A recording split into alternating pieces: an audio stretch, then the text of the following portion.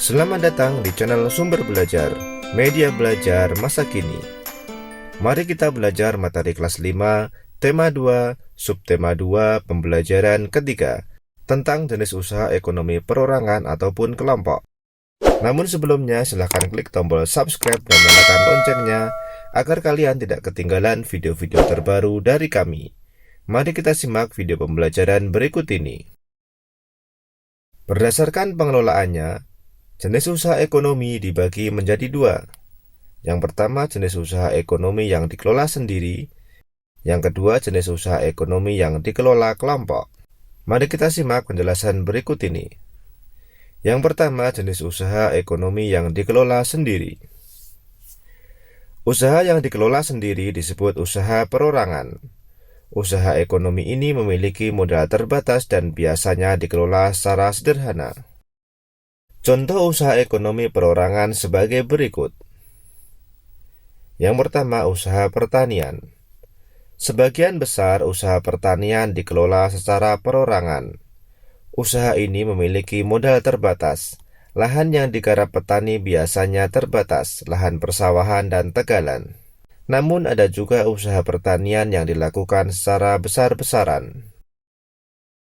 Yang kedua, usaha perdagangan. Usaha perdagangan secara perorangan biasanya berskala kecil dan sedang.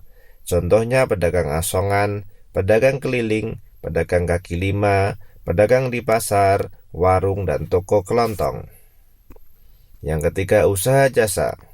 Secara umum, banyak usaha jasa yang dikelola secara perorangan. Contohnya usaha fotokopi, bengkel, potong rambut, dan penjualan pulsa.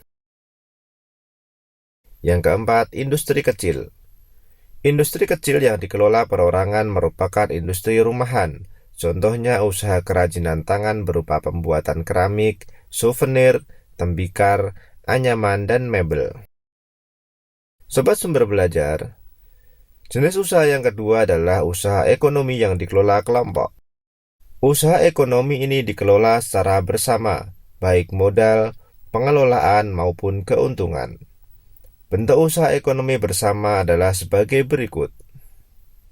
Yang pertama, firma. Firma adalah usaha ekonomi bersama yang didirikan oleh sekurangnya dua sekutu. Pendiri firma biasanya orang-orang yang saling kenal satu dengan yang lain. Setiap anggota firma memiliki hak untuk bertindak atas nama firma. Anggota firma juga bertanggung jawab secara penuh atas risiko kerugian firma. Usaha berbentuk firma biasa bergerak di bidang layanan konsultasi hukum dan keuangan. Yang kedua, persekutuan komanditer. Persekutuan komanditer atau CV didirikan oleh sekurangnya dua orang yang menyetorkan modal. Pada CV terdapat dua jenis sekutu, yaitu sekutu aktif dan sekutu pasif. Sekutu aktif berperan sebagai investor dan pengelola CV. Sekutu pasif berperan sebagai investor tanpa terlibat dalam pengelolaan CV. Usaha berbentuk CV dapat dikembangkan dari firma. Ini dimungkinkan jika firma ingin memperluas usahanya dan membutuhkan banyak modal.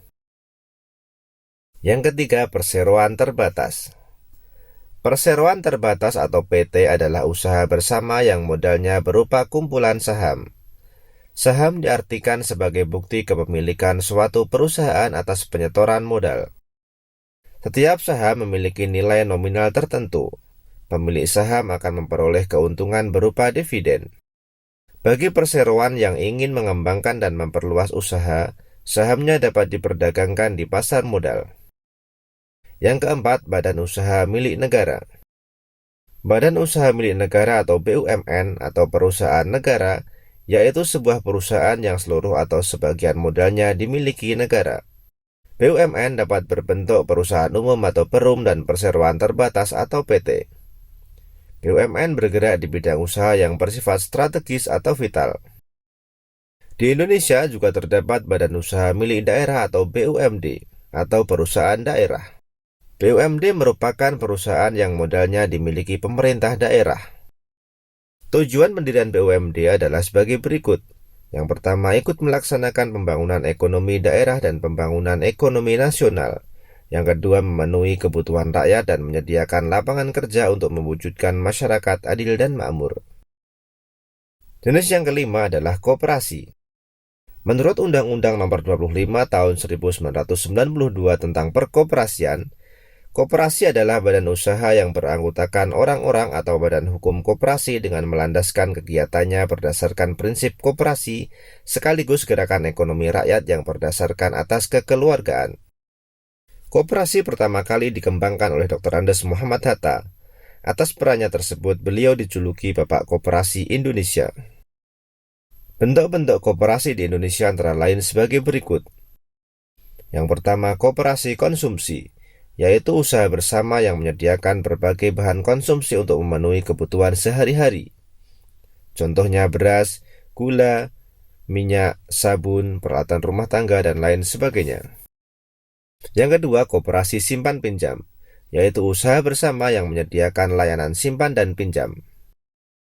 Yang ketiga, koperasi produksi, yaitu usaha bersama yang menyediakan bahan baku produksi dan menyalurkan hasil produksi anggotanya. Koperasi ini beranggotakan para produsen atau pengusaha, misalnya pengusaha batik, tahu, tempe, dan sapi perah. Yang keempat, koperasi jasa, yaitu usaha bersama yang menyediakan layanan atau jasa tertentu bagi anggotanya. Contohnya koperasi angkutan. Yang kelima, koperasi serba usaha, yaitu usaha bersama mengelola berbagai jenis usaha, misalnya menyediakan barang konsumsi, simpan pinjam, penyediaan bahan baku, dan penyaluran hasil produksi.